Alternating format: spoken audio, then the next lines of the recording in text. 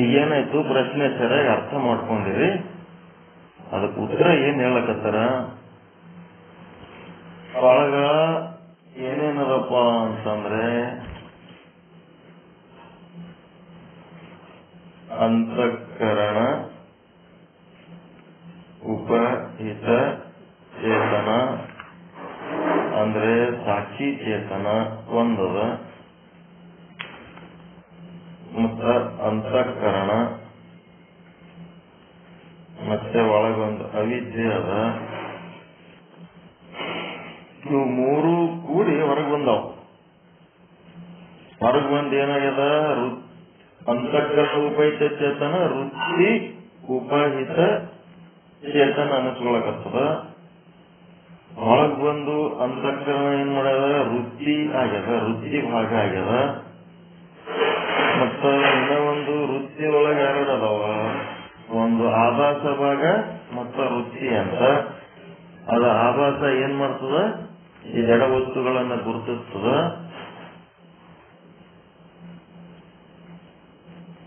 ಮತ್ತ ಅವಿದ್ಯೆ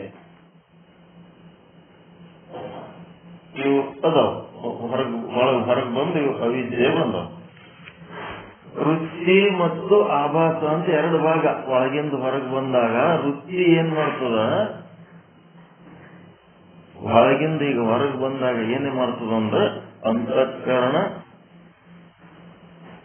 ಉಪಹಿತ ಚೇತನನೇ ಹೊರಗೆ ಬಂದು ವೃತ್ತಿ ಉಪಹಿತ ಚೇತನ ಆಗ್ಯದ. ವೃತ್ತಿ ಉಪಹಿತ ಚೇತನ ಅಂದ್ರೂ ಒಂದೇ, ಅಂತಃಕರಣ ಉಪಹಿತ ಚೇತನ ಅಂದ್ರೂ ಒಂದೇ ಮೂಲದಿಂದ ಬಂದದ್ದು. ಮತ್ತು ಅದು ಸಾಕ್ಷಿ ಚೇತನ ಅಂದ್ರೂ ಪರವಾಗಿಲ್ಲ, ಏನ್ ತೊಂದರೆ ಇಲ್ಲ. ಈಗ ನೀವು ವೃತ್ತಿ ಉಪಹಿತ ಚೇತನವನ್ನ ನೀವು ಸಾಕ್ಷಿ ಚೇತನ ಅನ್ಲಕ್ ಬರ್ತದ ಇಲ್ಲ ಹೇಳ. ಅಂತಃಕರಣ ಉಪಹಿತ ಚೇತನವನ್ನೇ ನಾವು ಹೊರಗೆ ಬಂದ ವೃತ್ತಿಗೆ ನಾವು ಅದಕ್ಕೂ ಸಾಕ್ಷಿ ಚೇತನ ಅಂತೀವಿ, ಇದಕ್ಕೂ ಸಾಕ್ಷಿ ಚೇತನ ಅಂತೀವಿ. ಹೊರಗಿರೋ ವೃತ್ತಿ ಉಪಹಿತ ಚೇತನದೊಳಗಿರುವ ವೃತ್ತಿ ಒಳಗಿರುವ ಚೇತನ ಬೇರೆ, ಒಳಗಿರುವ ಚೇತನ ಬೇರೆ ಅದೇನ್ರಿ? ಎರಡು ಒಂದೇ. ಅದಕ್ಕೂ ಸಾಕ್ಷಿ ಚೇತನ ಅನ್ಬಹುದು, ವೃತ್ತಿ ಒಳಗಿರುವ ಚೇತನಕ್ಕೆ ಉಪಹಿತ ಚೇತನಕ್ಕೂ ಸಾಕ್ಷಿ ಚೇತನನೇ ಅನ್ಬಹುದು. ಎರಡು ಅನ್ಬೇಕು, ನಡೀತದ, ನೋ ಪ್ರಾಬ್ಲಮ್. ಮುಂದೇನದ, ಅಂತಃಕರಣ ಹೊರಗೆ ಬಂದೇನಾಗ್ಯದ, ವೃತ್ತಿ ಅನಿಸ್ಕೊಳಕತ್ತದ. ಆ ವೃತ್ತಿ ಜೊತೆಗೆ ಆವಾಸ ಭಾಗ ಅದ. ವೃತ್ತಿ ಏನ್ ಮಾಡ್ತದ, ಆವರಣ ಭಂಗ ಮಾಡ್ತದ. ಆಭಾಸ ಏನ್ ಮಾಡ್ತದ, ಇದು ಅಂತ ಹೇಳಿ ಗುರುತಿಸ್ತದೆ. ಇದಮಾಕಾರ ವೃತ್ತಿ ಅಂತಾರ. ಇದಮಾಕಾರ ವೃತ್ತಿ ಅಂತಂದ್ರ ಚಿದಾಭಾಸ, ಇದನ್ನೇ ಗುರುತಿಸ್ತದೆ. ಇದು ಅದು ಇದು ರಜ್ಜು ಘಟಪಟ ಅಂತ ಗುರುತಿಸ್ತದೆ.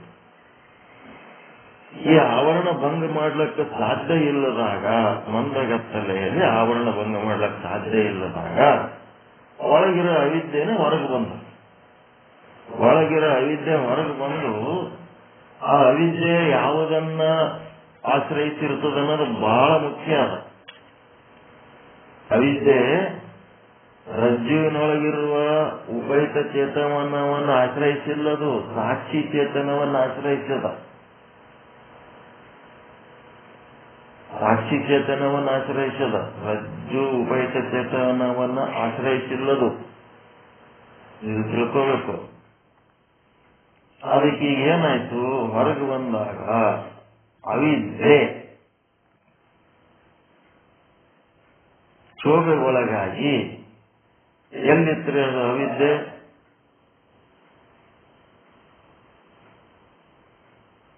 ಅವಿದ್ಯೆ ಕ್ಷೋಭೆ ಒಳಗಾಗಿ ಏನಾಯ್ತು? ವೃತ್ತಿ ಉಪಹಿತ ಚೇತನದಾಗದ. ವೃತ್ತಿ ಉಪಹಿತ ಚೇತನ ಅಂತಃಕರಣ ಉಪಹಿತ ಚೇತನದಿಂದ ಹೊರಗಲ್ಲ. ಅಂದ್ರೆ ಸಾಕ್ಷಿ ಚೇತನದೊಳಗದ ಅವಿದ್ಯೆ. ಆ ಅವಿದ್ಯೆ ಒಳಗ ಎರಡು ಗುಣಗಳದವ, ಒಂದು ಸತ್ವಗುಣ, ಇನ್ನೊಂದು ತಮೋಗುಣ. ಈ ತಮೋಗುಣ ಏನಾಯ್ತಪ್ಪ ಅಂತಂದ್ರೆ ಅಲ್ಲಿ ಸರ್ಪ ಆಗಿ ಕೂತ್ಬಿಡ್ತು. ಅವಿದ್ಯೆಯ ತಮೋಗುಣ ಅದು ಸರ್ಪ ಅಂತ ಹೇಳ್ಬಿಡ್ತು. ಸರ್ಪ ಅಂತ ಹೇಳಿದ ಕೂಡಲೇ ಸರ್ಪದ ಜ್ಞಾನ ಯಾವುದರಿಂದ ಆಯ್ತು? ಅವಿದ್ಯೆಯ ತಮೋಗುಣದಿಂದ ಆಯ್ತು. ಈಗ ಸರ್ಪದ ಜ್ಞಾನಕ್ಕ ಮತ್ತು ಅಂತಃಕರಣಕ್ಕ ಈ ಯಾವ ಸಾಕ್ಷಿ ಅಥವಾ ಈ ವೃತ್ತಿ ಉಪಹಿತ ಚೇತನ ಅಂತ ಏನಂತಿರಲ್ಲ ಅದು ಅಥವಾ ಅಂತಃಕರಣ ಉಪಹಿತ ಚೇತನ ಅಧಿಷ್ಠಾನ ಆಗಿದ್ದು ಒಪ್ಪಿಕೊಂಡಿರಿ, ಅದೇನು ಸಮಸ್ಯೆ ಇಲ್ಲ.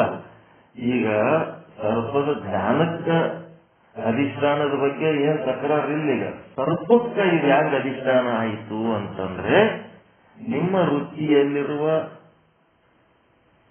ಆ ಒಂದು ಅವಿದ್ಯಾ ಉಪಹಿತ ಚೇತನದಲ್ಲಿ ಆಶ್ರಯವಾಗಿರುವ ಅವಿದ್ಯೆಯ ಸತ್ವಗುಣ ಸರ್ಪದ ಜ್ಞಾನಕ್ಕ ಅಧಿಷ್ಠಾನ ಆಗ್ಯದಂದ್ರ ಆಯ್ತು ಸರಿರಪ್ಪ. ಸರ್ಪಕ್ಕೆ ಹೆಂಗ ಅಧಿಷ್ಠಾನ ಆಗ್ತದಂದ್ರ ಆ ಅವಿದ್ಯೆಯಲ್ಲಿರುವ ತಮೋಗುಣನೇ ಸರ್ಪ ಆಗ್ಯದ. ನಿಮ್ಮೊಳಗಿರುವ ಸರ್ಪಕ್ಕ ಮತ್ತ ಹೊರಗಿರುವ ರಜ್ಜುವಿಗೆ ಏನೇನು ಸಂಬಂಧ ಇಲ್ಲ. ಹೌದಾ? ಸರ್ಪ ಎಲ್ಲಿ ಆಗ್ಯದ? ಹಗ್ಗ ಎಲ್ಲಿ ಆಗ್ಯದ? ಸರ್ಪ ಹಗ್ಗವಾಗೇ ಅದ. ಅಯ್ಯೋ ಪಾಪ ಯಾವ ಕತ್ತಲ್ದಾಗದನ್ನ ಕನ್ಫ್ಯೂಸ್ ಆಗ್ಯದ ಅಂತ ಹೇಳಕ್ಕೆ ಅದೇನಾರ ಹಗ್ಗವಾಗಿ ಸರ್ಪ ಆಗ್ಯದನ್ ಸರ್ಪ ಅನ್ಕೊಳಕತ್ತನ, ನಾ ಸರ್ಪ ಆಗ್ಬೇಕಂತ ಏನಾರ ಅಂತದ ಅನ್ನೋದು ಹಗ್ಗ ಆಗೇ ಬಿದ್ದದು. ಸರ್ಪ ಎಲ್ಲದ? ಹೊರಗದ, ನಿಮ್ಮ ಅಂತಃಕರಣ ವೃತ್ತಿ ಒಳಗದ.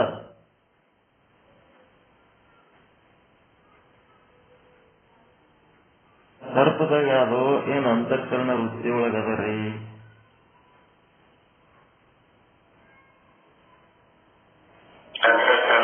ನಿಮ್ಮೊಳಗದ ನಾವು ನಿಮ್ಮೊಳಗ ನಿಮ್ಮ ವೃತ್ತಿ ಉಪಹಿತ ಚೇತನದಲ್ಲಿ ನಿಮ್ಮದೇ ವೃತ್ತಿ ಉಪಹಿತ ಚೇತನದಲ್ಲಿ ಆಶ್ರಯವಾಗಿರುವಂತ ಅವಿದ್ಯೆಯ ತಮೋಗುಣವೇ ಸರ್ಪ ಆಗಿದೆ. ಹೀಗಾಗಿ ಸರ್ಪಕ್ಕೆ ಅಧಿಷ್ಠಾನ ನಿಮ್ಮ ಸಾಕ್ಷಿನೇ ಆಗ್ಯದ. ಇಡೀ ಜಗತ್ತಿನೊಳಗ ಎಷ್ಟು ವ್ಯಕ್ತಿಗಳದಾರ, ಎಷ್ಟು ಜೀವಿಗಳದಾರ, ಎಷ್ಟೋ ವಸ್ತುಗಳದವ. ಆ ಎಲ್ಲ ವಸ್ತುಗಳು ಏನದವೆಲ್ಲ ಬ್ರಹ್ಮನೇ ಅದಾವ. ಬ್ರಹ್ಮ ಅಂತ ತಿಳ್ಕೊಳ್ಳೋದ್ರ ಬದಲಿ ನಿಮ್ಗೆ ಏನೇನು ಭ್ರಮೆ ಆಗ್ಯದ, ವ್ಯಾವಹಾರಿಕ ಜಗತ್ತಿನ ಬಗ್ಗೆ ನಿಮಗೆ ಏನೇನು ಭ್ರಮೆ ಆಗ್ಯದ, ನಾನು ನನ್ನದು ನನ್ನಿಂದ ನನಗಾಗಿ ಅಂತ ಜಗತ್ತಿನಾಗ ಏನು ವ್ಯವಹಾರ ಮಾಡ್ಲಕತ್ತೀರಿ, ನಿಮ್ಮ ವ್ಯವಹಾರ ನಿಮ್ಮ ಬುದ್ಧಿ ಒಳಗಾದ ಹೊರತು ಹೊರ ಜಗತ್ತಿನಲ್ಲಿ ಇಲ್ಲ. ನಿಮ್ಮ ಅವಿದ್ಯೆಯ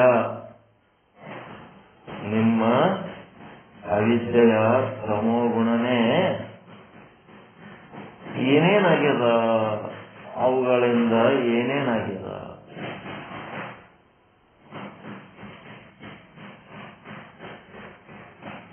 ಈಶ್ವರನ ರಾಜ್ಯದಲ್ಲಿ ಪಂಚಮಹಾಭೂತಗಳದವ. ಆ ಪಂಚಮಹಾಭೂತಗಳನ್ನ ಜಮಾಯಿಸಿ ಒಂದು ಮನಿ ಅಂತ ಕಟ್ಕೊಂಡಿರಿ.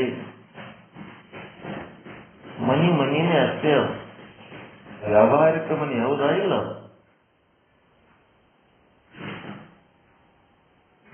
ವ್ಯಾವಹಾರಿಕ ಮನಿ ಹೌದಾ ಅಲ್ರಿ?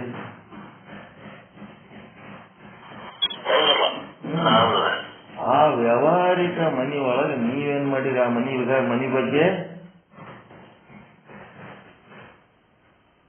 ನಮ್ಮ ಮನಿ ಅಂತ ಕೀಲಿ ಹಾಕೊಂಡ್ಬಿಡ್ತೀರಿ. ಒಳಗೆ ಹೋಗ್ಬೇಕು ಕರ್ಕೊಂಡು ಹೋಗ್ತೀರಿ, ಹೊರಗೆ ಬರಕ್ ಕರ್ಕೊಂಡ್ ಬರ್ತೀರಿ, ಒಳಗೆ ಹೋಗಿ ಕರ್ಕೊಂಡು ಹೋಗ್ತೀರಿ, ಹೊರಗೆ ಕೀಲಿ ಹಾಕೊಂಡ್ಬರ್ತೀರಿ. ಏನಾಗ್ಯದದು? ನಮ್ಮ ಮನಿ ಅಂತೇಳಿ ಏನು ಭ್ರಮೆ ಆಗ್ಯದಲ್ಲ, ಈ ಭ್ರಮೆಗೆ ಆ ಮನಿಗೆ ಏನಾರ ಸಂಬಂಧದ ಏನು?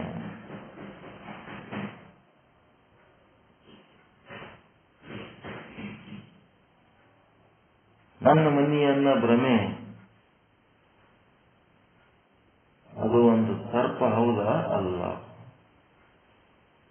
ನನ್ನ ಮನೆ ಅಂದದ್ದಕ್ಕ ಆ ಮನೆ ಬಗ್ಗೆ ನಿಮಗೆ ಜ್ಞಾನ ಆಗಿ ಎಷ್ಟು ಚಂದ ಕಟ್ಸೀನಿ ಈ ಮನಿ, ಎಷ್ಟು ಚಲೋ ಚಲೋ ರಾಡು, ಕಟ್ಟಿಗೆ, ಕಲ್ಲ, ಸಿಮೆಂಟ್ ಎಲ್ಲ ಕ್ವಾಲಿಟಿ ಹಾಕಿ ತಂದು ಮಾಡೀನಿ ಅಂತೇಳಿ ಖುಷಿ ಪಡ್ತಿರ್ತೀರಲ್ಲ. ನೀನ್ ಮನಿ ಅಂತ ಖುಷಿ ಪಡ್ತೀರಿ, ಅದನ್ನ ನಿಮ್ಮ ಮನಿ ಅಂತೇಳಕ್ಕೆ ಮನಿದು ಜ್ಞಾನ ಆಗ್ಯದ ಮತ್ತು ಮನಿನೂ ಅದ. ಇವೆರಡಕ್ಕೂ ನನ್ನ ಮನಿ ಅಂತ ಅದಲ್ಲ, ಆ ಭ್ರಮೆ. ಇದು ಕಲಿಸ್ತಾನ ಯಾವುದು? ನೀವು ಕಟ್ಟಿದ ವ್ಯಾವಹಾರಿಕ ಮನಿನೋ, ನನ್ನ ಮನಿ ಅನ್ನೋದಕ್ಕೆ ನೀವು ಕಟ್ಟಿದ ವ್ಯಾವಹಾರಿಕ ಮನಿನೋ, ಅಥವಾ ನಿಮ್ಮ ವೃತ್ತಿ ಉಪಯುಕ್ತ ಚೇತನದಲ್ಲಿ ಇರುವ ಅವಿದ್ಯೆಯ ತಮೋಗುಣದ ಭಾಗ ನನ್ನ ಮನಿ ಅಂತದು, ನನ್ನ ಹೆಂಡತಿ ಅಂತದು, ನನ್ನ ರೊಕ್ಕ ಅಂತದು.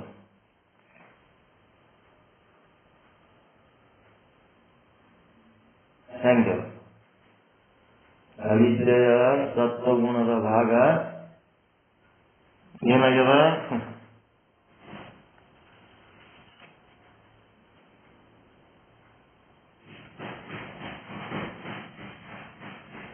ಅವಿದ್ಯೆಯ ಸತ್ವಗುಣದ ಭಾಗ ಏನಾಗಿದೆ? ಮನಿ ಯಾಕೆ ಕುಂತವು. ತಮೋಗುಣದ ಭಾಗ ಏನ್ ಮಾಡದ? ತಮೋಗುಣದ ಅಂಶವು ಮನಿ ಯಾಕೆ ಕುಂತದ? ಸತ್ವಗುಣದ ಅಂಶ ಏನಾಗ್ಯದ? ಆ ಮನಿ ಬಗ್ಗೆ ನಿಮಗೆ ಏನೇನ ಜ್ಞಾನ ಮಾಡ್ಕೊಂಡ್ರೆ ಅದು ಜ್ಞಾನ ಆಗ್ಯದ.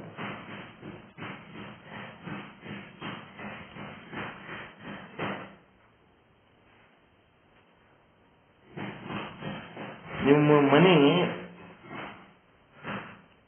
ಏನು ಮುಟ್ಟಿ ನೋಡಿದ್ರೆ ಅದು ಮನಿ ಅನ್ನಿಸ್ತದ. ಯಾವುದರ ಒಂದು ಭಾಗ ಮುಟ್ರಿ ಅದು ಕಲ್ಲು, ಕಟ್ಟಿಗೆ, ಕಬ್ಬಣ, ಸಿಮೆಂಟ, ಉಸುಕ ಏನಾರೇ ಆಗಿರ್ತದ ಹೊರತು ಅಲ್ಲಿ ಮನಿನೇ ಇಲ್ಲ. ಕಲ್ಲು ಯಾವ್ದಾರ ಮುಟ್ಟಿ ನೋಡಿದ್ರೆ ಇದು ಮನಿ ಅನ್ಲಕ್ ಬರ್ತದೇನ್ರಿ? ಯಾವ ಭಾಗ ಮುಟ್ಟಿದ್ರೂ ಮನಿ ಇಲ್ಲ ಅಲ್ಲಿ. ಅದು ತಮೋಗುಣದ ಅಂಶ ಏನಾಗ್ಯದ? ಮನಿ. ಪಂಚಭೂತಗಳಿಂದ ಜಮಾಯಿಸಿ ಒಂದು ನಿಮಗೆ ಡಿಸೈನ್ ಮಾಡ್ಕೊಂಡು ಮನಿ ಅಂತ ಮಾಡ್ಕೊಂಡಿರಿ. ಆ ಮನಿಯನ್ನ ನೀವು ಮುಟ್ಟಿ ಯಾವ ಭಾಗ ಮುಟ್ಟಿದ್ರು ಅದು ಮನಿ ಅನಿಸ್ಕೊಳ್ಳಂಗಿಲ್ಲ, ಒಂದೇನಾದ್ರೂ ಅನಿಸ್ಬೇಕು. ನಿಮ್ ಶರೀರ ಅನ್ನ ಮನಿನೂ ಅಷ್ಟೇ. ಯಾವ ಭಾಗ ಮುಟ್ಟಿದ್ರು ದೇಹ ಇಲ್ಲ ಅಲ್ಲಿ. ಇದು ನನ್ನ ದೇಹ ಅಂತೀರಿ. ಕೈ ಮುಟ್ರಿ, ಕಾಲ್ ಮುಟ್ರಿ, ಹೊಟ್ಟೆ ಮುಟ್ರಿ, ಬೆನ್ನು ಮುಟ್ರಿ, ಏನ್ ಮುಟ್ಟಿದ್ರು ಏನದು? ಒಂದು ಅವಯವ ಆದ ಹೊರತು ದೇಹ ಅಂತಿಲ್ಲ. ಅದು ಎದರಿಂದ ಆಗ್ಯದಪ್ಪ? ತಮೋಗುಣದಿಂದ ರಚನೆ ಆಗ್ಯದ. ಮತ್ತೆ ಅದರಲ್ಲಿರುವ ಸತ್ವಗುಣ ನಿಮ್ಗ ಅದ್ರ ಬಗ್ಗೆ ಜ್ಞಾನ ಮಾಡಿಕೊಟ್ಟ. ಒಂದು ಸುಖ ಕೊಡ್ಲಕ್ಕತ್ತದ, ಒಂದು ದುಃಖ ಕೊಡ್ಲಕ್ಕ. ಅದಕ್ಕೆ ವೃತ್ತಿ ಉಪಯುಕ್ತ ಚೇತನ ಅಂದ್ರೆ ಅಂತಃಕರಣ ಉಪಯುಕ್ತ ಚೇತನ, ಸಾಕ್ಷಿ ಚೇತನ. ಇದರ ಆಶ್ರಯದಲ್ಲಿ ಏನು ಅವಿದ್ಯೆ ಇದೆಯಲ್ಲ, ಆ ಅವಿದ್ಯೆಯ ತಮೋಗುಣವೇ ಸರ್ಪಾಕಾರವಾಗಿದೆ, ಸತ್ವಗುಣವೇ ಸರ್ಪದ ಜ್ಞಾನಾಕಾರವಾಗಿದೆ. ಸರ್ಪ ಮತ್ತು ಸರ್ಪದ ಜ್ಞಾನಕ್ಕೆ ವೃತ್ತಿ ಉಪಯುಕ್ತ ಚೇತನವೇ ಅಧಿಷ್ಠಾನವಿರುತ್ತದೆ.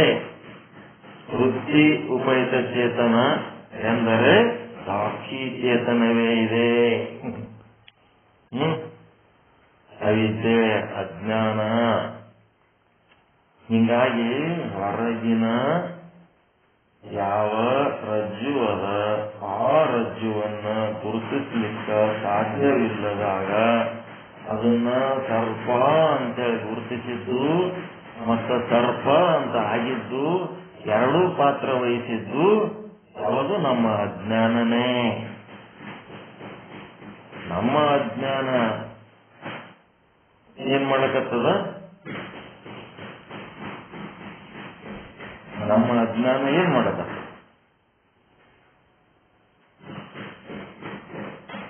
ಅದರೊಳಗೆ ಎರಡು ಭಾಗ, ಒಂದು ತಮೋಗುಣ, ಇನ್ನೊಂದು ಸತ್ವಗುಣ. ತಮೋಗುಣ, ಇನ್ನೊಂದು ಸತ್ವಗುಣ. ತಮೋಗುಣ ಏನಾಯ್ತು? ಸರ್ಪ ಆಗಿ ಕುಂತು. ಸತ್ವಗುಣ ಏನಾಯ್ತು? ಸರ್ಪದ ಜ್ಞಾನವಾಯಿತು. ಸರ್ಪ ಮತ್ತು ಸರ್ಪದ ಜ್ಞಾನ ಎರಡಕ್ಕೂ ವೃತ್ತಿ ಉಪಯುಕ್ತ ಚೇತನವೇ ಅಧಿಷ್ಠಾನವಾಗಿದೆ. ಕಾರಣ ವೃತ್ತಿ ಉಪಯುಕ್ತ ಚೇತನದೊಳಗೆ ಅವಿದ್ಯೆ ಅಜ್ಞಾನ ಆಶ್ರಯ ಹೊಂದಿದೆ. ವೃತ್ತಿ ಉಪಯುಕ್ತ ಚೇತನ ಅಂದರೂ ಸಾಕ್ಷಿ ಚೇತನವೇ. ನೋಡ್ರಿ, ಹೊರಗಿನ ಎಲ್ಲಾ ವಸ್ತುಗಳ ಬಗ್ಗೆ ನೀವು ಅಲ್ಲಿರೋದು ಒಂದು ತಿಳ್ಕೊಂಡಿದ್ದೀವಿ. ನಾವು ಹಗ್ಗ ಅದ ಹಾವು ಅಂತ ತಿಳ್ಕೊಂಡೇವೆ. ಅದರಂಗ ಕಲ್ಲು ಮಣ್ಣಿನಿಂದ ಕಟ್ಟಿದ ಒಂದು ಕಟ್ಟಡವನ್ನು ಮನಿ ಅಂತ ತಿಳ್ಕೊಂಡೇವೆ. ವ್ಯಾವಹಾರಿಕ ಮನಿ. ಆ ಮನಿ ಬಗ್ಗೆ ಒಂದು ಭ್ರಮೆ ಹೊಂದಿಕೊಂಡಿದೆ, ನನ್ನ ಮನಿ ಅಂತ. ಹೆಂಗದ? ಅದಕ್ಕೆ ಮನಿ ಅನ್ನೋದು ಯಾವ್ದಾಗ್ಯದ? ಈಗ ತಮೋಗುಣದ ಭಾಗ, ನಿಮ್ಮ ಅವಿದ್ಯೆಯ ತಮೋಗುಣದ ಭಾಗ ಮನಿಯಾಗಿ ಕುಂತದ. ಮತ್ತ ಅವಿದ್ಯೆಯ ಸತ್ವಗುಣದ ಭಾಗ ನನ್ನ ಮನಿ ಅಂತದು. ಅಲ್ಲಿ ಆಕ್ಚುಲ್ ಇರೋದು ಕಲ್ಲಮ್ಮಣ್ಣ ಅಟೆ, ಪಂಚಮಹಾಭೂತ. ನಮ್ಮ ಶರೀರ ಅನ್ನೋದು ಪಂಚಮಹಾಭೂತನೇ. ಅದರ ಬಗ್ಗೆ ಇದು ನನ್ನ ದೇಹ ಅನ್ನೋದು ಅವಿದ್ಯೆಯ ಸತ್ವಗುಣದ ಭಾಗ, ಅಜ್ಞಾನದ ಸತ್ವಗುಣದ ಭಾಗ. ದೇಹ ಆಗಿ ಕುಂತದಲ್ಲ, ಕೋರಿಕೆಯಲ್ಲಿ ಅದ, ಇರುವಿಕೆಯಲ್ಲಿ ಇಲ್ಲ. ಇರುವಿಕೆ ಬ್ರಹ್ಮನದು.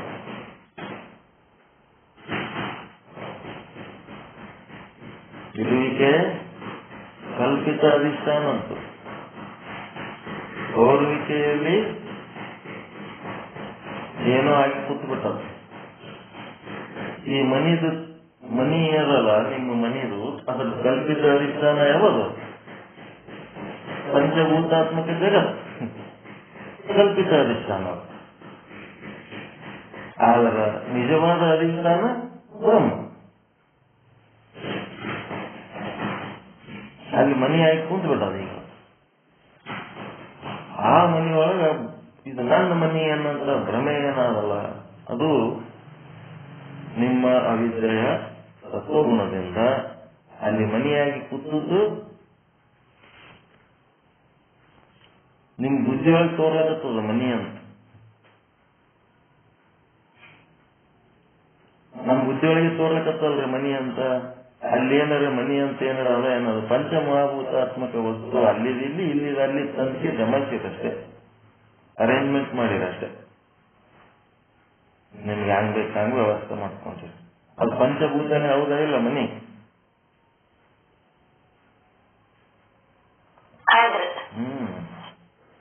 ಅದಕ್ಕೆ ಇದು ಏನದ ಏನಿಲ್ಲ ಅನ್ನೋದಕ್ಕಿಂತ ಆ ಮನಿಗೆ ಮನಿ ಎದರಿಂದ ಆಯ್ತಪ್ಪ?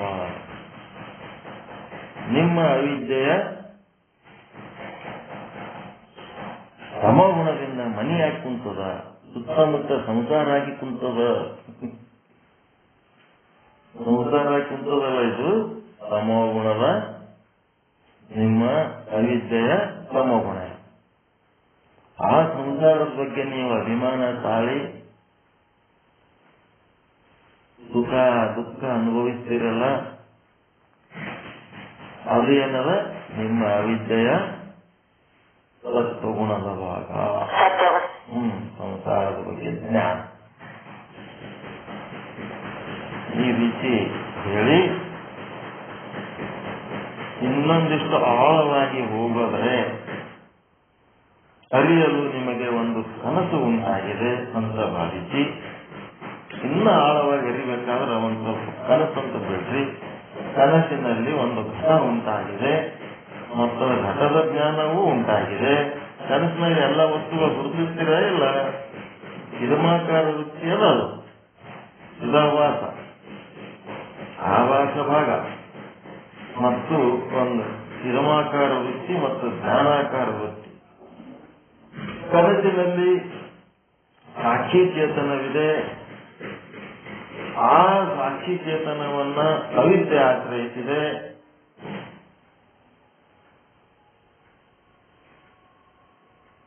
ಆ ಅವಿದ್ಯೆಯ ತಮೋಗುಣವು ಘಟಾಕಾರವಾಗಿದೆ ಮತ್ತು ಅವಿದ್ಯೆಯ ಸತ್ವಗುಣವು ಘಟದ ಜ್ಞಾನಾಕಾರವಾಗಿದೆ.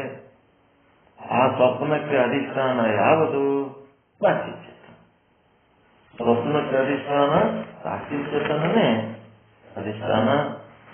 ಆ ಸಾಕ್ಷಿ ಚೇತನವನ್ನು ಆಶ್ರಯಿಸಿದ ಅವಿದ್ಯೆಯಲ್ಲಿನ ತಮೋಗುಣವು ಘಟಾಕಾರವಾಗಿದೆ ಮತ್ತು ಸತ್ವಗುಣವು ಘಟದ ಜ್ಞಾನಾಕಾರವಾಗಿದೆ, ಪರಿಣಾಮ ಹೊಂದಿದೆ. ಅದಕ್ಕೆ ಇದಮಾಕಾರ ಜ್ಞಾನಾಕಾರ ಅಂತಾರ. ಯಾವ ರೀತಿ ಘಟಕ್ಕೂ ಮತ್ತು ಘಟದ ಜ್ಞಾನ ಎರಡಕ್ಕೂ ಸಾಕ್ಷಿ ಚೇತನವೇ ಅಧಿಷ್ಠಾನವಾಗಿದೆಯೋ ಅದೇ ರೀತಿ ಇಲ್ಲಿ ಸರ್ಪಕ್ಕೂ ಮತ್ತು ಸರ್ಪದ ಜ್ಞಾನಕ್ಕೂ ಎರಡಕ್ಕೂ ಸಾಕ್ಷಿ ಚೇತನವೇ ಅಧಿಷ್ಠಾನವಾಗಿದೆ. ಅಂದ್ರೆ ಹೊರಗ ವ್ಯಾವಹಾರಿಕ ವಸ್ತುಗಳು ಏನದವ ಆ ವಸ್ತುಗಳ ಬಗ್ಗೆ ನಿಮಗ ಏನ್ ಅಧ್ಯಾಸ ಆಗ್ಯದ, ಅಗ್ಗದ ಬದಲಿ ಹಾವು ಅಂತ ಕಂಡದ. ಆ ಹಾವ ಹೊರಗಿದ್ರೂ ಸಹಿತ ನಿಮ್ಮದೇ ಅವಿದ್ಯೆ ಆ ಹೊರಗಿನ ಹಾವಿನ ಆಕಾರ ತಾಳ್ಯದ. ಹೀಗಾಗಿ ನಿಮ್ಮ ಅವಿದ್ಯೆಗೆ ನಿಮ್ಮ ಸಾಕ್ಷಿ ಚೇತನವೇ ಆಶ್ರಯವಾಗಿರುವ ಕಾರಣ ಹೊರಗಿರುವ ಹಾವಿಗೂ ಕೂಡ ನಮ್ಮ ಸಾಕ್ಷಿ ಚೇತನನೇ ಆಶ್ರಯ ಆಗ್ಯದ. ನಿಮ್ಮೊಳಗೆ ಸಾಕ್ಷಿ ಚೇತನ ಅದಲ್ರಿ. ಈ ಸಾಕ್ಷಿ ಚೇತನದಿಂದ ಹೊರಗೆ ಬಂದು ಏನಾಗ್ಯದ, ಅದ್ರ ಜೊತೆಗೆ ಸಾಕ್ಷಿ ಚೇತನ ಯಾವುದಕ್ಕೆ ಆಶ್ರಯ ಕೊಟ್ಟದ? ಅವಿದ್ಯೆಗೆ ಆಶ್ರಯ. ಅವಿದ್ಯೆಗೆ ಆಶ್ರಯ ಕೊಟ್ಟದ. ಅವಿದ್ಯೆ ಹೊರಗೆ ಬಂದು ಏನಾಗ್ಯದ, ಒಂದ್ ಕಡೆ ಹಾವಾಗ್ಯದ. ಅದಕ್ಕೆ ಎರಡು ಗುಣ ಅದಾವ. ಸಿಂಪಲ್ ಒಂದೇ ವಾಕ್ಯ ಅದಾವ. ಹೇಳ್ಬೇಕಾದ್ರೆ ತಿಳ್ಕೊಳ್ಳೋದಕ್ಕೆ ಇಷ್ಟು ಹೇಳಕತ್ತದ.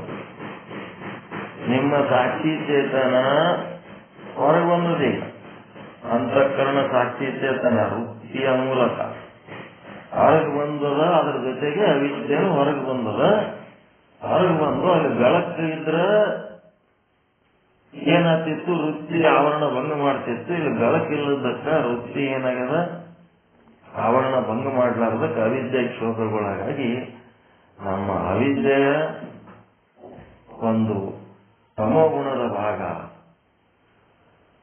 ಸರ್ಪ ಆಗ್ಯದ. ಅವಿದ್ಯೆಯ ಸತ್ವಗುಣದ ಭಾಗ ಸರ್ಪದ ಜ್ಞಾನ ಆಗ್ಯದ. ಹೀಗಾಗಿ ಎರಡೂ ಸರ್ಪ ಮತ್ತು ಸರ್ಪದ ಜ್ಞಾನ ಎರಡು ಎದರಿಂದ ಆಗ್ಯಾವಪ್ಪ ಅಂತಂದ್ರೆ ಅವಿದ್ಯೆಯಿಂದ. ಅವಿದ್ಯೆಗೆ ಅಧಿಷ್ಠಾನ ಯಾವುದು? ಸಾಕ್ಷಿ. ವೃತ್ತಿ ಉಪಯುಕ್ತ ಚೇತನ ಅಂದ್ರೂ ಸಾಕ್ಷಿ ಚೇತನನೇ ಅನ್ಬೇಕಂತ ಇನ್ನ ಈಗ ಹೇಳಿವಲ್ಲ, ಸಾಕ್ಷಿ ಚೇತನ. ವೃತ್ತಿ ಉಪಯುಕ್ತ ಚೇತನ ಅಂದ್ರೆ ಅದು ಎಲ್ಲಿಗೆ ಬಂದದು? ನಿಮ್ ಸಾಕ್ಷಿ ಚೇತನದಿಂದ ಬಂದದು, ಒಳಗಿಂದ ಆಶ್ರಯ. ಹೀಗಾಗಿ ವೃತ್ತಿ ಉಪಯುಕ್ತ ಚೇತನ ಅಂದ್ರೂ ಒಂದೇ, ಒಳಗಿರೋ ಸಾಕ್ಷಿ ಚೇತನ ಅಂದ್ರೂ ಒಂದೇ. ಹೊರಗೆ ಬಂದದಕ್ಕೆ ವೃತ್ತಿ ಅನಿಸ್ಬರ್ತದೆ, ಒಳಗಿದ್ದಾಗ ಅಂತಃಕರಣ ಅನಿಸ್ಬರ್ತದೆ. ಹೊರಗೆ ಬಂದಾಗ ವೃತ್ತಿ ಉಪಯುಕ್ತ ಚೇತನ ಅನಿಸ್ಬರ್ತದೆ, ಒಳಗಿದ್ದಾಗ ಅಂತಃಕರಣ ಉಪಯುಕ್ತ ಚೇತನ ಅನಿಸ್ಬರ್ತದೆ. ಹೀಗಾಗಿ ಇಲ್ಲೇನಾಯ್ತು, ನಿಮ್ಮ ಸಾಕ್ಷಿ ಚೇತನವೇ ಅವಿದ್ಯೆಗೆ ಆಶ್ರಯವಾಗಿದೆ. ಆ ಅವಿದ್ಯೆಯ ಎರಡು ಗುಣಗಳು ಸತ್ವಗುಣ ಮತ್ತು ತಮೋಗುಣಗಳು. ಅದರದ್ದು ಸತ್ವಗುಣ ಸರ್ಪದ ಜ್ಞಾನ ಆಗ್ಯದ, ತಮೋಗುಣ ಸರ್ಪದ ಆಕಾರದಾಗ. ಹೀಗಾಗಿ ಹೊರಗಿರುವ ಸರ್ಪಕ್ಕ ನಿಮ್ಮ ಅವಿದ್ಯೆ ಮತ್ತು ಅದರ ಯಾವುದರ ಆಶ್ರಯದ ಸಾಕ್ಷಿ ಚೇತನದ ಆಶ್ರಯದಲ್ಲಿ ಅದಲ್ಲ. ಹೀಗಾಗಿ ಸಾಕ್ಷಿಯೇ ಅಧಿಷ್ಠಾನವಾಗಿದೆ. ಇದು ಮನವರಿಕೆ ಆಯ್ತಾ? ಇದಾಗುತ್ತೆ. ಕನೆಕ್ಷನ್ ತೊಗೊಳೋದು ಕಲಿಬೇಕಿದೆ. ಹೆಂಗ್ ತಗೋತದ ಕನೆಕ್ಷನ್? ಯಾವ ರೀತಿ ಘಟಕ್ಕೂ ಮತ್ತು ಘಟದ ಜ್ಞಾನ ಎರಡಕ್ಕೂ ಸಾಕ್ಷಿ ಚೇತನವೇ ಅಧಿಷ್ಠಾನವಾಗಿದೆಯೋ ಅದೇ ರೀತಿ ಇಲ್ಲಿ ಸರ್ಪಕ್ಕೂ ಮತ್ತು ಸರ್ಪದ ಜ್ಞಾನ ಎರಡಕ್ಕೂ ಸಾಕ್ಷಿ ಚೇತನವೇ ಅಧಿಷ್ಠಾನವಾಗಿದೆ. ಹೇಗೆಂದರೆ ನಮ್ಮ ಅಂತಃಕರಣ ವೃತ್ತಿಯು ನೇತ್ರದ್ವಾರ ಹೊರಗೆ ಹೋಗಿ ರಜ್ಜುವಿನೊಂದಿಗೆ ಸಂಬಂಧ ಹೊಂದಿ ಇದಮಾಕಾರ ವೃತ್ತಿಯಾಗಿದೆಯಲ್ಲ, ಆ ಇದಮಾಕಾರ ವೃತ್ತಿಯಲ್ಲಿರುವ ತಮೋಗುಣದ ಭಾಗ ಸರ್ಪವಾಗಿದೆ, ಸತ್ವಗುಣದ ಭಾಗ ಸರ್ಪದ ಜ್ಞಾನವಾಗಿದೆ.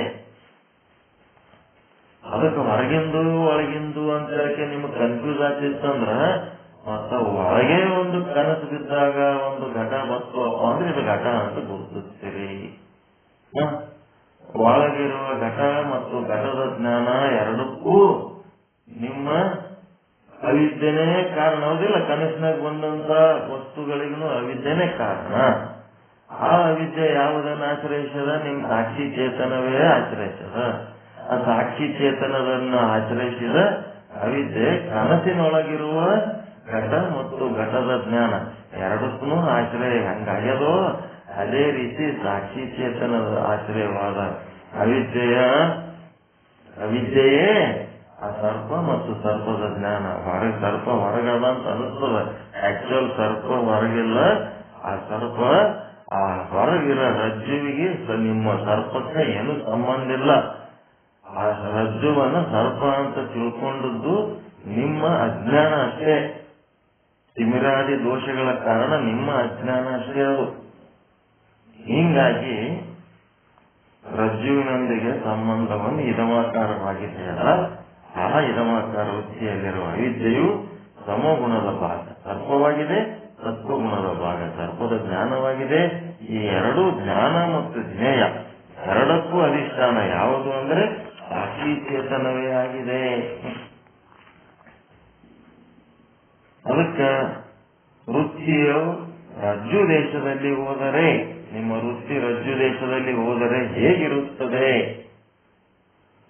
ಆದ್ದರಿಂದ ವೃತ್ತಿ ಉಪಯುಕ್ತ ಚೇತನವಾದರೂ ಹೊರಗೆ ಇರುತ್ತದೆ. ಆದ ಕಾರಣ ವೃತ್ತಿ ಉಪಯುಕ್ತ ಚೇತನವು ಸರ್ಪಕ್ಕೆ ಆಶ್ರಯವಾಗುವುದು ಸಂಭವಿಸುತ್ತದೆ.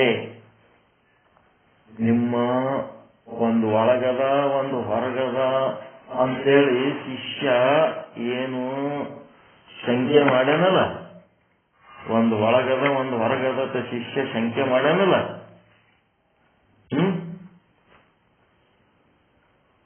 ಹೌದಪ್ಪ, ಅಂತಃಕರಣ ಒಳಗದ, ವೃತ್ತಿ ಎಲ್ಲದ?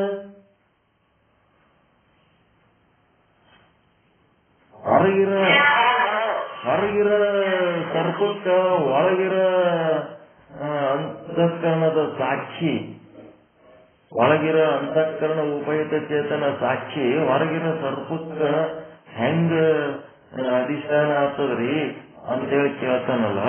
ಅದಕ್ಕೆ ಇವ್ರು ಉತ್ತರ ಕೊಡ್ಲಕತ್ತಾರ, ಅಂತಃಕರಣ ಉಪಯುಕ್ತ ಚೇತನ ಸಾಕ್ಷಿ ಒಳಗಿರ್ಬೇಕಪ್ಪ. ಈಗದು ಅಂತಃಕರಣ ಉಪಯುಕ್ತ ಚೇತನ ಈಗ ವೃತ್ತಿ ಉಪಯುಕ್ತ ಚೇತನ ಆಗಿ ಹೊರಗೆ ಬಂದದಲ್ಲ, ಹೊರಗದ ಇಲ್ಲ. ಈಗ ನಿಮ್ದು ವೃತ್ತಿ ಉಪಯುಕ್ತ ಚೇತನ ಸಾಕ್ಷಿ ಚೇತನ ಮತ್ತೆ ಇದನ್ನು ಹೊರಗದ, ಮತ್ತೆ ಸರ್ಪನು ಹೊರಗೆ ಅದ. ಮತ್ತೆ ಹೊರಗಿನ ವಸ್ತುವಿಗೆ ಹೊರಗ ಗುರುತಿಸ್ಲಕ್ಕೆ ಏನ್ ತೊಂದರೆ ಅದ? ಎರಡು ಹೊರಗೆ ಅದಾವಲ್ಲ. ಒಳಗಿಂದ ಹೆಂಗ ಹೊರಗಿಂದಕ್ಕೆ ಅಧಿಷ್ಠಾನ ಆಗ್ತದಂದ್ರೆ ಬಿಡೋದು. ಈಗ ಹೊರಗೆ ಬಂದದಲ್ಲ ವೃತ್ತಿ ಹೊರಗೆ ಬಂದ ಮೇಲೆ ಆದ್ರೂ ಹೊರಗಿನ ವಸ್ತುವಿಗೆ ಅಧಿಷ್ಠಾನ ಆಗ್ಲಕ್ ಬರ್ತದ ಇಲ್ಲ? ನೋಡ್ರಿ ಹಿಂಗ ಎರಡು ಹೊರಗೆ ಇದಾವೆ. ಈಗ ಸರ್ಪ ಹೊರಗೆ ಇದೆ, ಅಂತಃಕರಣ ಉಪಯುಕ್ತ ಚೇತನ ಒಳಗದ. ಒಳಗಿರೋ ಉಪಯುಕ್ತ ಚೇತನ ಹೊರಗಿರೋ ಸರ್ಪಕ್ಕೆ ಅಧಿಷ್ಠಾನ ಆಗ್ತದ್ರಿ ಅಂತಂದ್ರ ಒಳಗಿರೋ ಉಪಯುಕ್ತ ಚೇತನವೇ ವೃತ್ತಿ ಮೂಲಕ ಹೊರಗೆ ಬಂದದಲ್ಲಪ್ಪ. ಮತ್ತ ನಮ್ಮ ವೃತ್ತಿ ಉಪಯುಕ್ತ ಚೇತನನು ಹೊರಗೆ ಅದ, ಮತ್ತ ಸರ್ಪನು ಹೊರಗೆ ಅದ. ಏನ್ ತೊಂದರೆ ಅದ? ವಾಟ್ ಈಸ್ ದ ಪ್ರಾಬ್ಲಮ್ ಅಂತಾರ.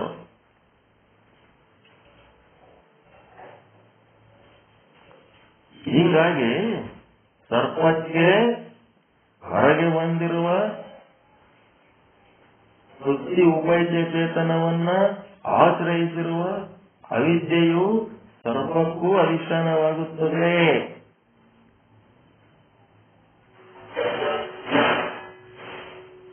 ಸಣ್ಣದ ಪಾಯಿಂಟ್ ಇದು. ಬರೀ ಸರ್ಪದ ಜ್ಞಾನಕ್ಕಷ್ಟೇ ಅಧಿಷ್ಠಾನ ಆಗೋದಲ್ಲ, ಸರ್ಪಕ್ಕೂ ಅಧಿಷ್ಠಾನ ಹೆಂಗ ಆಗ್ತದಂದ್ರ ಅದು ಹೊರಗೆ ಬಂದದ. ಈಗ ಹೊರಗೆ ಬಂದು ವೃತ್ತಿ ಅನಿಸ್ಕೊಳಕತ್ತದ, ವೃತ್ತಿ ಉಪಯುಕ್ತ ಚೇತನ ಅನಿಸ್ಕೊಳಕತ್ತದ, ಅವಿದ್ಯೆ ಅನಿಸ್ಕೊತದ, ಚಿದಾಭಾಸ ಅನಿಸ್ತದ. ಒಳಗೆ ಏನೇನದ ಎಲ್ಲ ಹೊರಗೆ ಬಂದದ. ಈಗ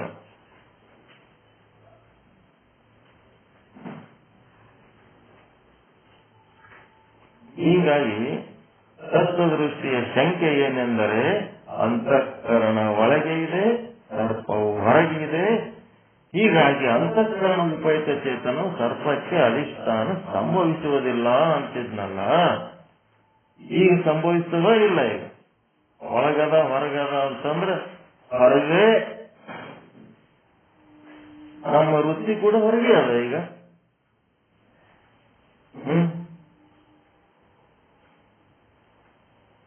ಈಗ ಅದೇ ಅಂತಃಕರಣದ ವೃತ್ತಿಯು ರಜ್ಜು ದೇಶದೊಳಗೆ ಹೋಗಿ ವೃತ್ತಿಯ ಜೊತೆಗೇನೆ ವೃತ್ತಿ ಉಪಯುಕ್ತ ಚೇತನ ಕೂಡ ಅಂತಃಕರಣದ ಹೊರಗೆ ಬಂದಿದೆ. ಆದ್ದರಿಂದ ಸರ್ಪಕ್ಕೆ ವೃತ್ತಿ ಉಪಯುಕ್ತ ಚೇತನ ಅಧಿಷ್ಠಾನವಾಗಿದೆ. ಒಳಗ ಹೊರಗನ ದೋಷ ತೆಗೆದ್ರ ಇಲ್ಲ? ಈಗ ನಮಸ್ತೆ.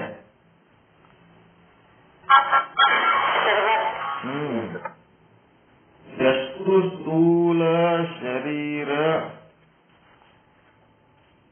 ಇರುವುದೋ ಅಷ್ಟೇ ಅಂತಃಕರಣದ ಸ್ವರೂಪವಿರುತ್ತದೆ. ಈಗೇನಾಯ್ತು? ಅಂತಃಕರಣ ಎಷ್ಟಿರ್ತದ, ನಿಮ್ಮ ಸ್ಥೂಲ ಶರೀರ ಎಷ್ಟದ, ನಿಮ್ಮ ಸ್ಥೂಲ ಶರೀರ ಎಷ್ಟದ ಅಷ್ಟೇ ಸೂಕ್ಷ್ಮ ಶರೀರ ಆದ. ಈಗೇನ್ ಮಾಡಿತ್ತು? ನಿಧಾನವಾಗಿ ನಮ್ಮ ಅವಿದ್ಯೆ ಯಾವುದನ್ನು ನುಂಗಿ ಹಾಕ್ತು?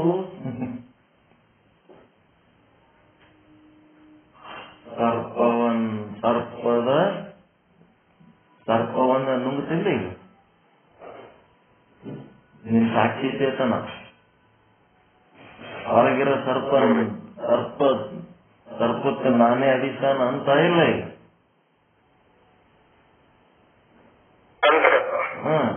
ಓಡಗನ್ನ ಕೋಳಿ ನುಂಗಿತ್ತ, ಒಂದು ಸ್ಟೆಪ್ ನುಂಗತ್ತೀಗ. ಸರ್ಪಕ್ಕೂ ಮತ್ತು ರಜುವಿಗೆ ನಿಜವಾದ ಒಂದೇ ಅಧಿಷ್ಠಾನ, ನಿಜವಾದ ಒಂದೇ ಕಲ್ಪಿತನ ಇಲ್ದಂಗಾತೆ. ಈಗ ಸರ್ಪಕ್ಕೂ ಮತ್ತು ರಜುವಿಗೆ ಒಂದೇ ನಿಜವಾದ ಅಧಿಷ್ಠಾನ ಒಂದೇ ಅದೇ. ಸರ್ಪಕ್ಕೂ ಒಂದೇ ಆತಪ್ಪ, ಈ ರಜುವಿನೂ ಅಧಿಷ್ಠಾನ ಅದೇ. ರಜ್ಜುನ್ ಮಾತಾಡಿಲ್ಲ, ಅಂದ್ರೆ ಸರ್ಪದಷ್ಟೇ ಮಾತಾಡೀನಿ. ಸರ್ಪಕ್ಕೆ ಅಧಿಷ್ಠಾನ ನಮ್ಮ ಸಾಕ್ಷಿ ಚೇತನ ಅಷ್ಟಕ್ಕೆ ನಿಂದ್ರಿ. ನಿಂತು ವಿಚಾರ ಮಾಡಿ ಪರ್ಫೆಕ್ಟ್ ಆಗಿ ಸರ್ಪವನ್ನು ನುಂಗಿ ಆ ಸರ್ಪಕ್ಕೆ ನಾನೇ ಅಧಿಷ್ಠಾನ ಅನ್ನೋದು ನೀವು ಪರಿಪಕ್ವ ಮಾಡ್ಕೊಟ್ರಿ ಮೊದಲಿಗೆ. ಯಾಕಂದ್ರೆ ಸರ್ ರಜ್ಜು ತನಕ ಹೋಗ್ಬೇಡ್ರಿ. ಹೊರಗಿರೋ ಸರ್ಪಕ್ಕೆ ನಾನೇ ಅಧಿಷ್ಠಾನ, ನನ್ನ ಅಜ್ಞಾನನೇ ಅಧಿಷ್ಠಾನ.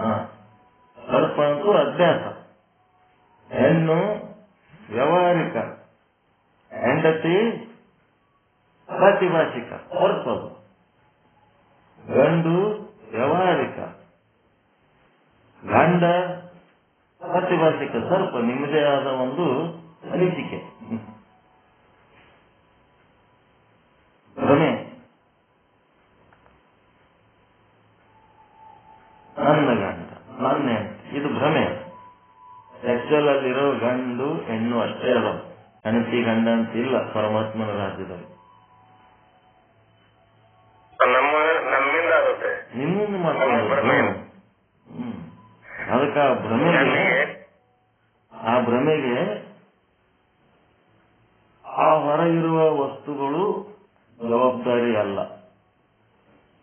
ಆ ಭ್ರಮೆಗೆ ಹೊರಗಿರುವ ವಸ್ತುಗಳು ಜವಾಬ್ದಾರಿ ಅಲ್ಲ, ನಿಮ್ಮ ಅಜ್ಞಾನವೇ ಅದಕ್ಕೆ ಜವಾಬ್ದಾರಿ.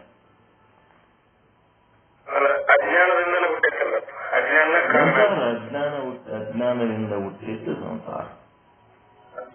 ಒಂದು ಹೆಣ್ಣಿಗೆ ಒಂದು ಪಿಂಡ ಇರ್ತಕ್ಕಂಥ ನಮ್ಗ ನಾವು ಅನೇಕ ಹೆಸರುಗಳನ್ನು ಕೊಟ್ಟಾಗಿದೆ. ಗಂಡ ಅಂತ ಹೇಳ್ಕೊಟ್ಟು ಇನ್ನೊಮ್ಮಿಗೆ ಮಗ ಗಂಡ ಅಂತ ಹೇಳ್ತಾನೆ ನಾವು. ಹಿಂಗ ಅನೇಕರಿಂದ ಆಗುವಂತ ವಿಚಾರ.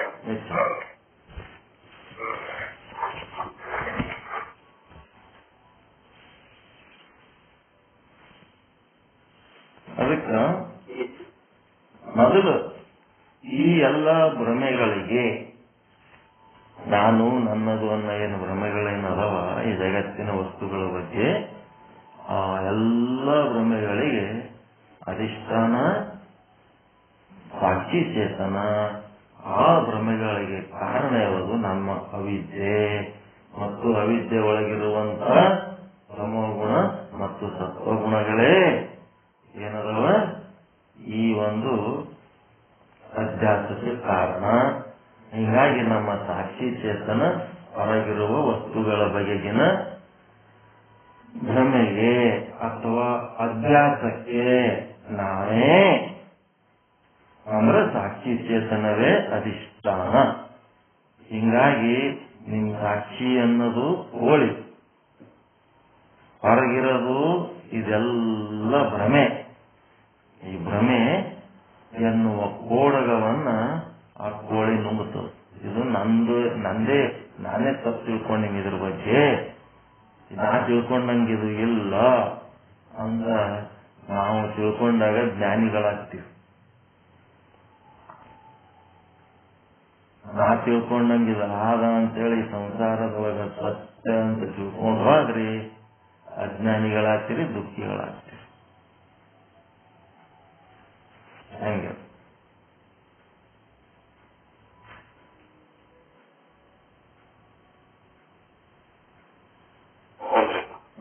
ಈ ಅಜ್ಞಾನದಿಂದನೇ ಇವು ಎಲ್ಲ ಹುಟ್ಟಿದೆ. ಸರ್ಪ ಹುಟ್ಟಿದ್ದು, ಇವು ಎಲ್ಲ ಅಭ್ಯಾಸಗಳು. ಅಲ್ಲಿರೋದು ಒಂದು, ನಿಮಗೆ ತೋರೋದು ಮತ್ತೊಂದು. ಅಲ್ಲಿರೋದು ಒಂದು, ತೋರೋದು ಮತ್ತೊಂದು. ನಾನು ನನ್ನದು ಅಂತೇಳಿ ಏನ್ ತೋರ್ತದ ಅದೇ ಸಮಸ್ಯೆ. ನಾವು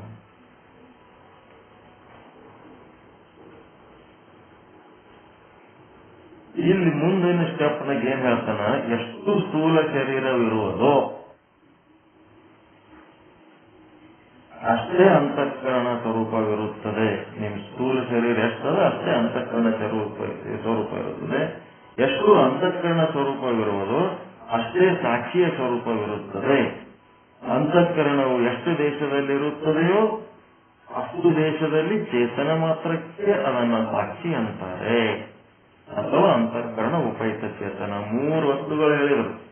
ಒಂದು ಸ್ಥೂಲ ಶರೀರದ, ಅದರೊಳಗೊಂದು ಅಂತಃಕರಣದ, ಅದರೊಳಗೊಂದು ಸಾಕ್ಷಿ ಚೇತನ. ಸ್ಥೂಲ ಶರೀರ, ಅಂತಃಕರಣ, ಸಾಕ್ಷಿ ಚೇತನ. ಸಾಕ್ಷಿ ಚೇತನ ಮತ್ತು ಸ್ಥೂಲ ಶರೀರ ಮತ್ತು ಸೂಕ್ಷ್ಮ ಶರೀರ. ನಿಮ್ ಸ್ಥೂಲ ಶರೀರ ಎಷ್ಟದ ಅಷ್ಟೇ ಸೈಜಿಂದ ಅಂತಃಕರಣ ಅದ. ಮತ್ತು ಬ್ರಹ್ಮ ಸರ್ವವ್ಯಾಪಕ ಇದ್ದಾಗ್ಯೂ ಕೂಡ ನಿಮ್ಮ ಶರೀರದೊಳಗೆ ಎಷ್ಟು ವ್ಯಾಖ್ಯಾನ ಅಷ್ಟಕ್ಕ ಸಾಕ್ಷಿ ಚೇತನ ಅಂತ ಅಂತಾರೆ. ನಿಮ್ಮೊಳಗೆ ಎಷ್ಟು ವ್ಯಾಪಕ ಆಗ್ಯದ ಅಷ್ಟಕ್ಕೆ ಸಾಕ್ಷಿ ಚೇತನ ಅಂತಾರ, ಅಥವಾ ಅಂತಃಕರಣ ಉಪಯುಕ್ತ ಚೇತನನು ಅಂತಾರ. ಶರೀರದೊಳಗೆ ಯಾವ ಅಂತಃಕರಣವಿರುವುದೋ ಅದುವೇ ವೃತ್ತಿ ಸ್ವರೂಪ ಪರಿಣಾಮವನ್ನು ಹೊಂದಿ ಹೊರಗೆ ಬರುತ್ತದೆ. ಆದ್ದರಿಂದ ವೃತ್ತಿ ಎಂದರೆ ಅಂತಃಕರಣದ ಪರಿಣಾಮವೇ ಆಗಿದೆ. ಹೀಗಾಗಿ ವೃತ್ತಿ ಉಪಯುಕ್ತ ಚೇತನವೇ ಸಾಕ್ಷಿ ಚೇತನವಿರುತ್ತದೆ. ಈ ರೀತಿಯಾಗಿ ಅಂತಃಕರಣ ಉಪಯುಕ್ತ ಚೇತನಕ್ಕೂ ಸಾಕ್ಷಿ ಅನ್ನುತ್ತಾರೆ. ವೃತ್ತಿ ಉಪಯುತ ಚೇತನಕ್ಕೂ ಸಾಕ್ಷಿ ಅನ್ನುತ್ತದೆ. ಆದ ಕಾರಣ ಒಳಗಿರುವ ಸರ್ಪದ ಜ್ಞಾನಕ್ಕೆ ಹೊರಗೆ ಇರುವ ಸಾಕ್ಷಿ ಉಪಯುತ ಚೇತನವು, ಹೊರಗೆ ಇರುವ ವೃತ್ತಿ ಉಪಯುತ ಚೇತನ ಅಂದ್ರೂ ಸಾಕ್ಷಿತ ಉಪಯುತ ಚೇತನವು ಅಧಿಷ್ಠಾನ ಆಶ್ರಯವಾಗುವುದು ಸಂಭವಿಸುತ್ತದೆ. ಒಳಗಿನ ಸಾಕ್ಷಿ ಚೇತನನೇ ಹೊರಗಿನ ವಸ್ತುಗಳಿಗೆ ಏನಾಗ್ತದ, ಹೊರಗಿರುವ ವೃತ್ತಿ ಉಪಯುತ ಚೇತನವು ಅಧಿಷ್ಠಾನ ಆಶ್ರಯವಾಗಿಸು ಸಂಭವಿಸುತ್ತದೆ. ಯಾವಾಗ ರಜ್ಜುವಿನ ಪ್ರತ್ಯಕ್ಷ ಜ್ಞಾನವಾಗುವುದು, ಇದು ಬೆಳಕು ಇಲ್ಲದಾಗ ಆಗಿದ್ದದು. ಬೆಳಕಿಲ್ಲದಾಗ ಹಗ್ಗ ಹೋಗಿ ಹಾವು ಕಂಡಿತ್ತು, ಅದಕ್ಕೆ ಅಧಿಷ್ಠಾನ ನಮ್ಮ ಸಾಕ್ಷಿಯಾಗಿತ್ತು. ಈಗ ಬೆಳಕು ಬಂತಪ್ಪ, ಬೆಳಕು ಬಂದಾಗ ಏನೇನಾಗ್ತದ, ಇದು ಹೇಳ್ಕೊತ ಕೂತ್ರ ಮತ್ತು 9 ಆಗ್ತದ, 10 8:30 ಆಗತ್ತದ, ಸಾಕು ಮುಗಿಸ್ಬಿಡ. ಹೌದಲ್ರಿ? ಬೆಳಕಿಲ್ಲದಾಗ ಏನೇನಾಯ್ತು, ಅವಿದ್ಯೆಯ ಸತ್ವಗುಣ, ಅವಿದ್ಯೆಯ ತಮಗುಣ, ಒಂದು ರಜ್ಜು ಆಯ್ತು, ಏನೋ ಒಂದು ರಜ್ಜುವಿನ ಜ್ಞಾನ ಆಯ್ತು, ಒಂದು ಹೊರಗದ ಒಂದು ಒಳಗದ ಅಂತಂದ್ರ ನಮ್ಮ ಸಾಕ್ಷಿ ಚೇತನ ಒಳಗಷ್ಟೇ ಇಲ್ಲ, ಈಗ ಅದು ವೃತ್ತಿ ಮೂಲಕ ಹೊರಗೆ ಬಂದು ಹೊರಗಿನ ಸರ್ಪಕ್ಕ ಅದು ಅಧಿಷ್ಠಾನ ಆಗ್ಯದ, ಸರ್ಪದ ಜ್ಞಾನಕ್ಕೂ ಅಧಿಷ್ಠಾನ ಆಗ್ಯದ. ಹೀಗಾಗಿ ಯಾವಾಗ ರಜ್ಜುವಿನ ಪ್ರತ್ಯಕ್ಷ ಜ್ಞಾನವಾಗುವುದೋ, ಬೆಳಕು ಬಂದಾಗ ರಜ್ಜು ಚೇತನ ಮತ್ತು ವೃತ್ತಿ ಚೇತನ ಎರಡು ಒಂದೇ ಆಗುತ್ತವೆ. ಇದು ಮುಂದೆ ಮತ್ತೆ ಹೇಳ್ತಾನ, ನಾಳೆ ನೋಡೋಣ. ನೀನ್ ಹೇಳಿ ಬಿಡೋಣ.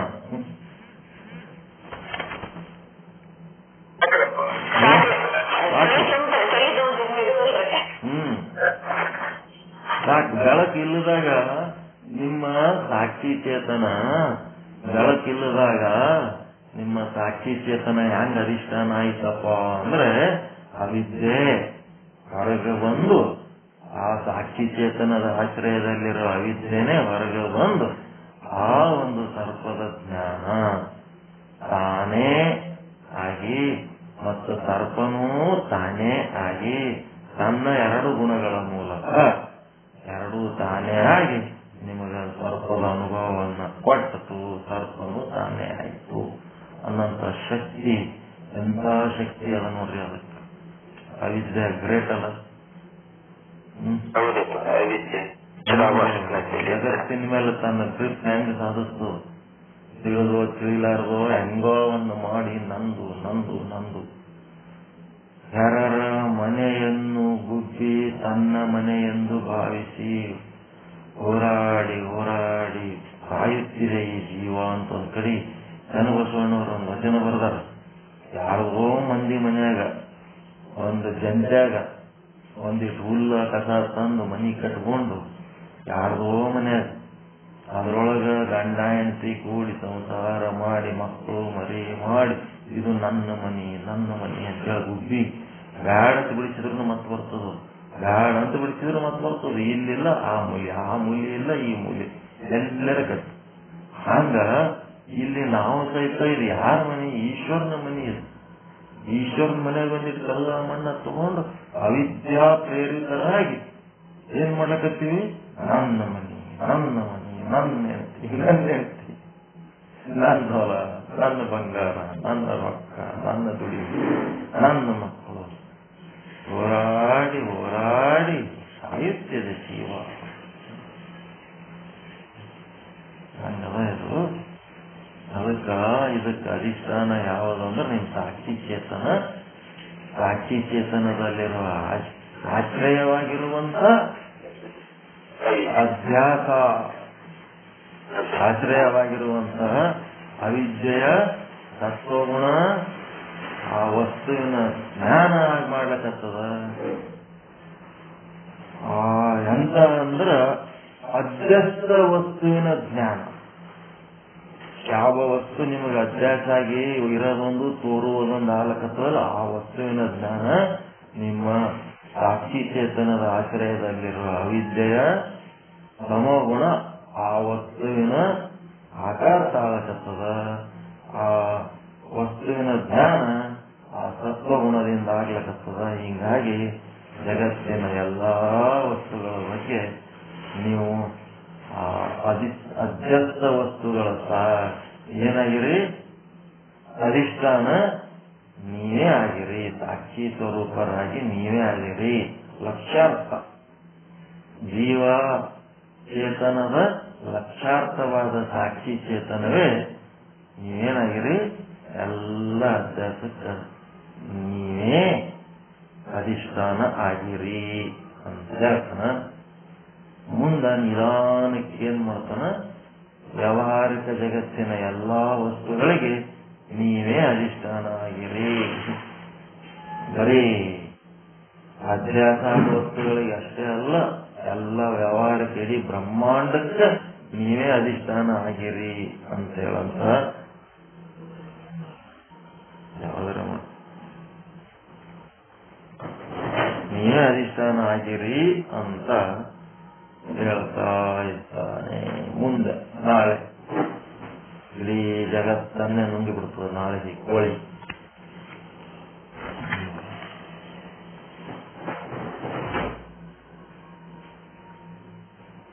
ಇಷ್ಟ ಆದ್ಮೇಲೂ ವಿಚಾರ ಸಾಗರ ಹೇಳದೆ ಬ್ಯಾಡ್ ಅನಿಸ್ಬಿಟ್ಟದ, ನಾವು ಸಾಕು ಅನಿಸ್ಬಿಟ್ಟದ. ಹೆಂಗದ ಇದು? ಇದ್ರಕ್ಕಿಂತ ಮುಂದೆ ಕೆಲಸ ಏನಲ್ಲ, ಅದೇ ಇದ್ದದ್ದೇ, ಅದೇ ಕೆಸರು, ಅದೇ ಕಟ್ಟಿಗೆ, ಅದೇ ಕಲ್ಲು. ಇದನ್ನ ಮನವರಿಕೆ ಚೆನ್ನಾಗಿ ಮಾಡ್ಕೊಂಡ್ಬಿಟ್ರಿ ಅಂತಂದ್ರ ಇದಕ್ಕಿಂತ ತುದಿಗೆ ಮತ್ತಿನ್ ಏನ್ ಹೋಗಿ ಏನ್ ಮಾಡ್ಬೇಕಾಗ, ಎದಕ್ಕೆ ಎಲ್ಲಿ ಕಲಿಬೇಕಾಗ್ಯದ, ಏನ್ ಕಲಿಸ್ಬೇಕಾಗ್ಯದ. ಪೂರ್ತಿ ತುದಿಗೆ ಮುಟ್ಟಿಸ್ಬಿಟ್ಟಾರ ಈಗಿದ್ರ.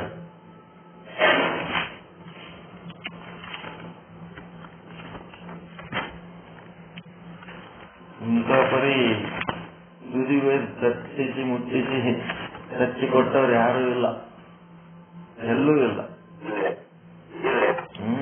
ಸಾಕ್ಷಿ ಚೇತನ ಆಶ್ರಯದಲ್ಲಿ ಇದ್ದುಕೊಂಡನ ಜ್ಞಾನ ಇಷ್ಟೆಲ್ಲ ಹೆಂಗದ ನೋಡ್ರಿ ಅವಿದ್ಯೆ. ಹೌದು, ಚಿದಾಭಾಸ.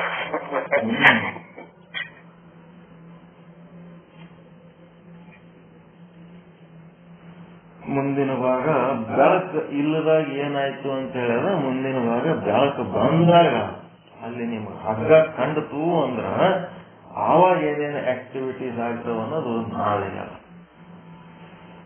ಎಲ್ಲರಿಗೂ ಒಳಿತಾಗಲಿ, ಎಲ್ಲರಿಗೂ ಶುಭವಾಗಲಿ. ಓಂ ಶಾಂತಿ ಶಾಂತಿ ಶಾಂತಿ. ಎಲ್ಲರಿಗೂ ಶರಣ ಶರಣ.